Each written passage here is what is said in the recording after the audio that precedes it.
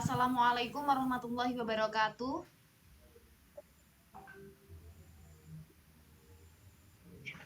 Kami dari kelompok 18 akan mempresentasikan hasil dari pekerjaan kami. Kami akan mempresentasikan babnya yaitu A Survey of Opinion Mining and Sentiment Analysis. Perkenalkan, nama saya Anggi Nur Fauziah, NIM 19093. Saya Firda Yusafitri, NIM 19098. Saya Imra'atul Janati Naim, NIM 19108. Untuk pokok bahasan yang akan kita bahas dalam presentasi kali ini yaitu pertama, pengertian opini, kedua, klasifikasi dokumen sentimen, ketiga, sentence subjectivity and sentiment classification, keempat, opinion lexicon expansion, kelima, aspect based sentiment analysis, keenam, mining comparative opinions, ketujuh, some other problems, ke-8 opinion spam detection, ke-9 utility of reviews, dan ke-10 conclusion. Pertama yaitu pengertian opini, merupakan sebuah pendapat atau tanggapan dari pola pikir yang dimiliki seseorang untuk menanggapi suatu kejadian atau suatu hal yang belum terjadi, sedang terjadi, atau sudah. Opini yaitu ada opini biasa dan opini komparatif. Opini dalam literatur penelitian yaitu hanya sebagai pendapat, kemudian perbedaan antara dua atau lebih entitas.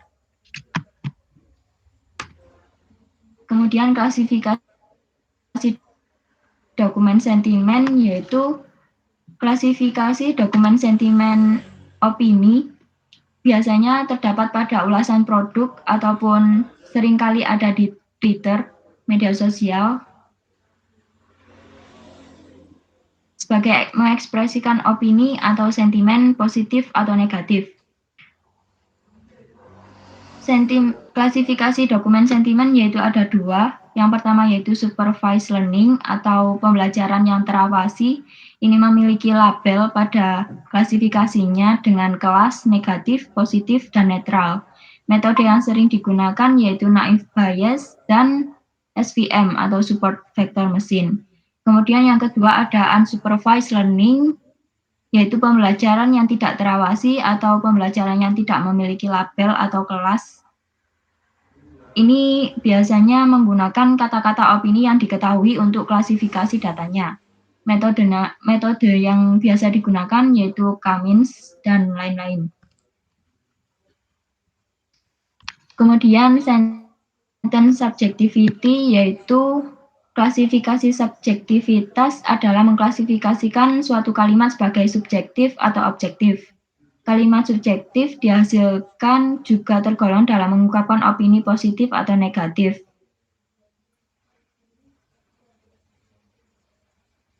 Kalimat subjektif itu mengungkap. Kemudian sentiment classification, di sini terdapat contoh yaitu diberikan satu kalimat berupa satu kalimat, kemudian maka akan dijalankan dua subtugas, yaitu pertama klasifikasi subjektivitas, itu menentukan apakah kalimat S tersebut masuk ke dalam subjektif atau kalimat objektif. Kemudian untuk tugas yang kedua yaitu klasifikasi sentimen tingkat kalimat. Jika kalimat S tersebut bersifat subjektif, maka ditentukan apakah itu termasuk ke dalam kalimat yang negatif, positif, ataupun netral.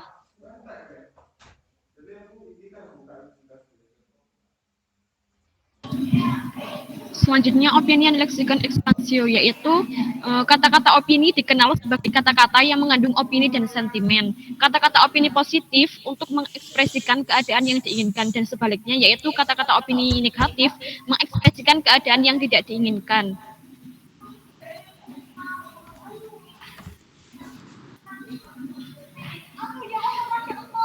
Terdapat 3 pendekatan utama, yaitu pendekatan manual, pendekatan berbasis kamus, dan pendekatan berbasis korpus. Untuk pendekatan manual sangat memakan waktu dan oleh karena itu dikombinasikan dengan pendekatan otomatis.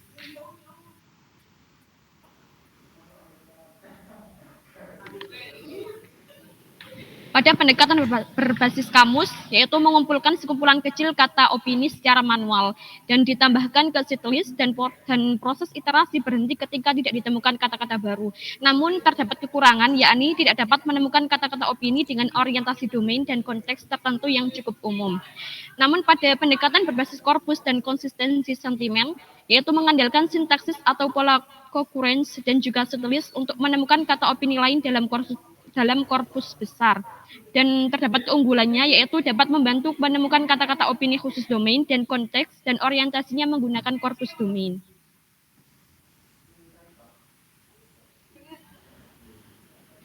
Selanjutnya, analisis sentimen berbasis aspek, yaitu memperkenalkan serangkaian masalah yang membutuhkan kemampuan pemrosesan bahasa alami yang lebih dalam dan juga menghasilkan serangkaian hasil yang lebih kaya.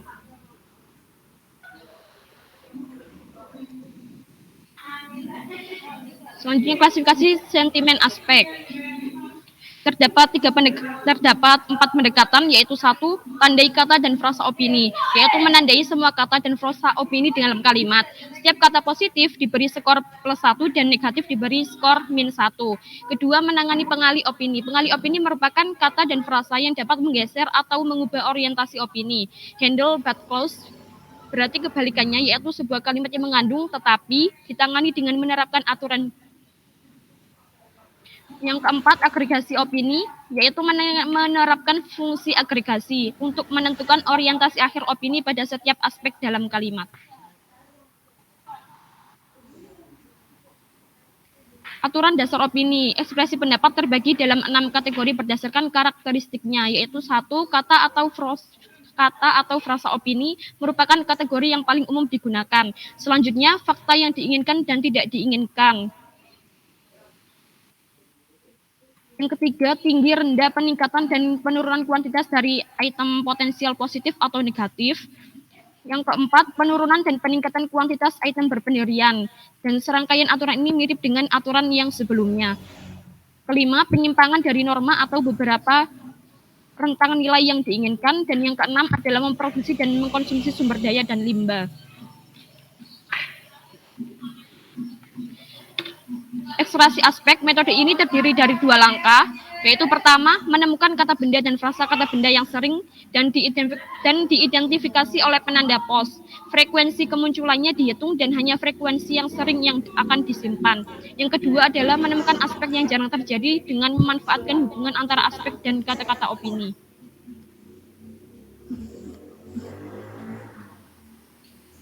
Ekspansi leksikan opini simultan dan ekstraksi aspek, yaitu mengekstrak kata dan aspek opini secara bersamaan dengan memanfaatkan beberapa hubungan sintaksis kata dan aspek opini. Terdapat 4 tugas, yaitu penggalian aspek menggunakan kata-kata opini, mengekstrasi aspek menggunakan aspek yang diekstrasi, mengekstrasi kata-kata opini menggunakan aspek yang diekstrasi, dan mengekstrasi kata-kata opini menggunakan kata-kata opini yang diberikan dan diekstrasi. Opini perbandingan penambangan, membandingkan entitas dengan beberapa entitas serupa lainnya adalah hal lain. Perbandingan terkait dengan tetapi juga sangat berbeda dari pendapat biasa karena tidak hanya memiliki makna semantik yang berbeda, tetapi juga bentuk sintaksis yang berbeda.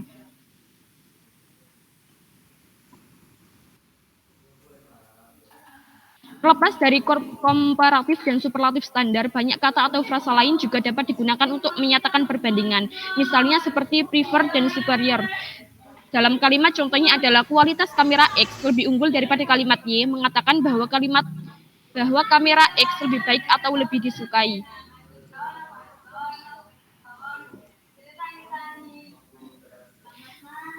Terdapat hubungan komparatif dan dikelompokkan menjadi 4 jenis utama. Yang pertama, perbandingan bergradasi yang tidak sama. Contohnya, saya lebih suka Intel daripada AMD.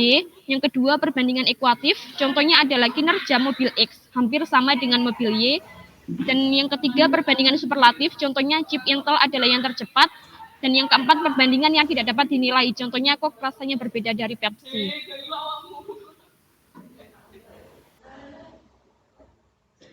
Untuk subbab selanjutnya adalah some other problems, yaitu masalah-masalah lain yang dapat muncul pada teks opini.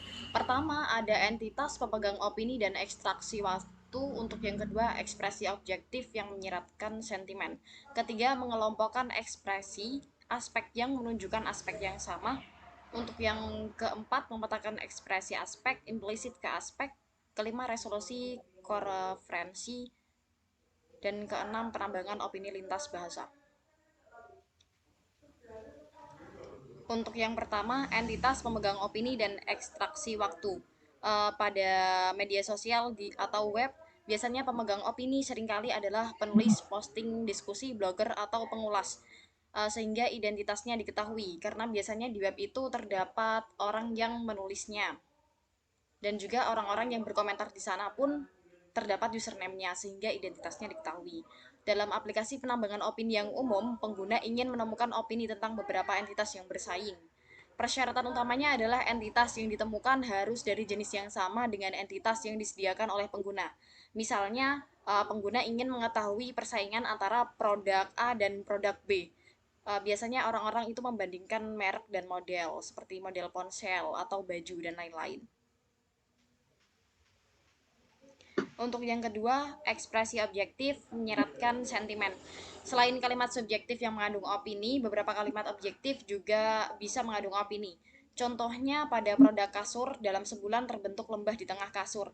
Nah, kalimat tersebut merupakan kalimat yang objektif, yang menitik beratkan ke dalam objek tersebut, yaitu kasur. Bukan tentang subjektif atau pendapat kita sendiri.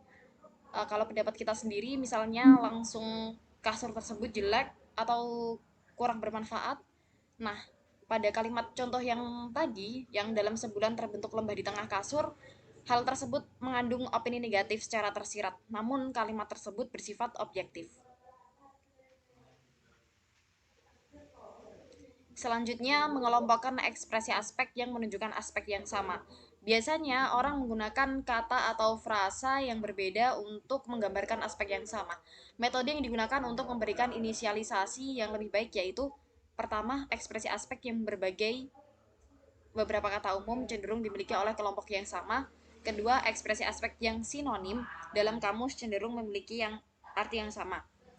Contohnya biasanya orang-orang pada ulasan suatu produk memberikan ulasan saya puas, saya senang. Nah, puas dan senang tersebut merupakan suatu sinonim yang memiliki arti yang sama kalau opini tersebut memiliki arti yang positif. Memetakan ekspresi aspek implisit ke aspek. Ada banyak jenis ekspresi aspek implisit. Kata sifat mungkin adalah jenis yang paling umum. Banyak kata sifat memodifikasi atau menjelaskan beberapa atribut atau properti tertentu dari entitas. Namun, tidak berarti bahwa kata sifat ini hanya menggambarkan aspek-aspek tersebut. Salah satu cara untuk memetakan ekspresi aspek implisit ke aspek adalah dengan mengompilasi daftar pemetaan tersebut secara manual selama anotasi data pelatihan, yang kemudian dapat digunakan di domain yang sama di masa mendatang. Selanjutnya, resolusi konferensi. Permasalahan resolusi konferensi menentukan penyebutan entitas atau aspek mana yang merujuk pada entitas yang sama. Terdapat beberapa desain dan fitur terkait opini. Fitur yang didasarkan pada entitas opini kalimat regular dan kalimat komparatif. Dan yang kedua adalah fitur yang mempertimbangkan entitas dan aspek apa yang dimodifikasi pada kata opini.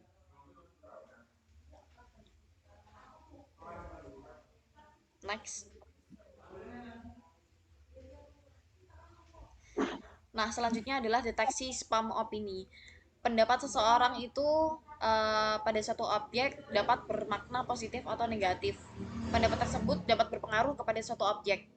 Biasanya ada opini-opini yang bersifat palsu pada suatu objek dan adanya spam pada opini tersebut. Next. Pengertian spam opini. Suatu opini dapat berupa opini palsu atau spam yang dilakukan oleh individu atau kelompok. Terdapat dua macam spammer atau orang yang nyepam sebagai berikut. Ada spammer individu. Spammer ini merupakan pengguna tunggal yang memberikan opini palsu. Biasanya mereka itu membuat akun-akun palsu untuk kemudian memberikan opini yang palsu dengan akun-akun tersebut, sehingga mereka mempunyai banyak opini pada suatu produk tersebut. Kedua adalah spammer kelompok. Spammer kelompok ini adalah sekumpulan orang-orang yang mempunyai niat yang sama, yaitu untuk spam opini. Biasanya digunakan untuk meningkatkan suatu produk atau meningkatkan suatu topik atau objek, atau bahkan menjatuhkannya. Nah, spammer kelompok ini bekerja sama untuk mempromosikan entitas target atau merusak reputasi tersebut.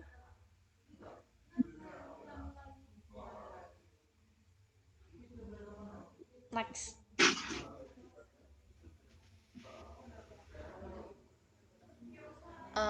Deteksi spam ada beberapa macam. Pertama, deteksi spam berdasarkan pembelajaran terawasi, dan yang kedua ada deteksi spam berdasarkan perilaku abnormal, dan ada deteksi spam yang lain. Pada pembelajaran terawasi, deteksi spam dapat diklasifikasikan menjadi spam dan non-spam. Maka untuk mengklasifikasi tersebut akan sangat sulit jika dilakukan dengan cara yang manual. Terdapat 3 set fitur yang dapat dipelajari, yaitu fitur ulasan sentris, yaitu yang menitikberatkan kepada ulasan produk. Dan yang kedua, fitur yang berpusat pada pengulas. Di sini diidentifikasi apakah pengulas tersebut merupakan orang yang spammer atau bukan. Yang ketiga, fitur sentris produk, di mana apakah benar produk-produk tersebut di spam atau tidak. Kedua, deteksi spam berdasarkan perilaku abnormal. Karena sulitnya pelabelan secara manual, spam dapat dideteksi berdasarkan perilaku yang tidak normal, menggunakan 2 teknik seperti berikut.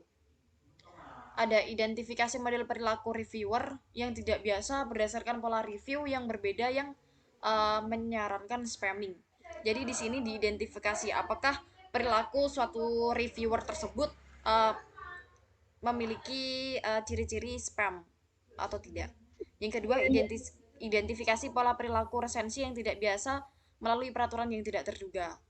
Aturan tersebut dapat meliputi confidence unexpectedness, dukungan tak terduga, distribusi tak terduga, dan atribut tak terduga. Next.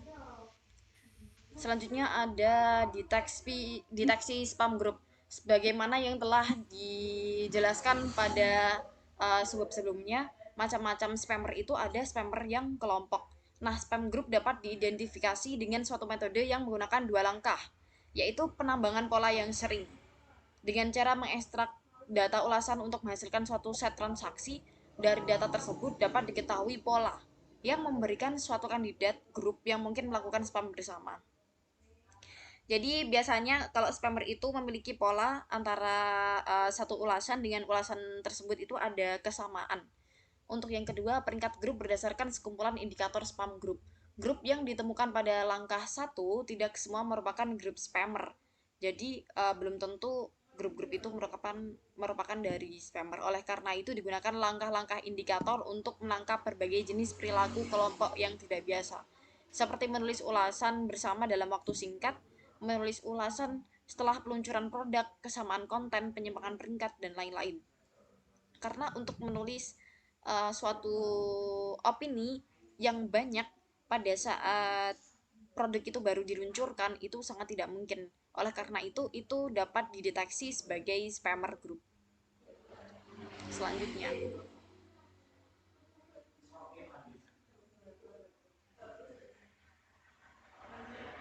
next.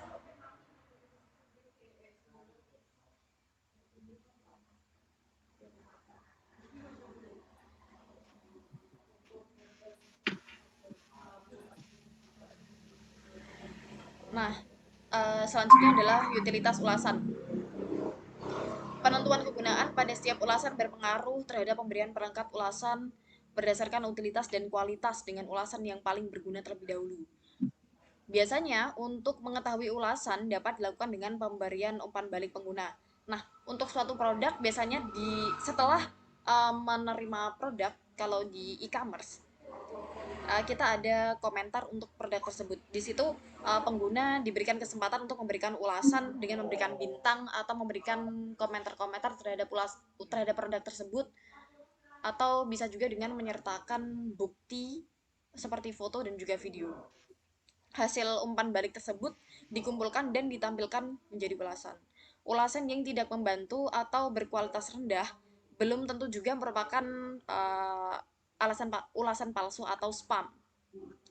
Mungkin bisa jadi ulasan tersebut emang benar-benar real dan produk tersebut memang memiliki kualitas yang buruk, dan ulasan yang bermanfaat mungkin juga bukan spam.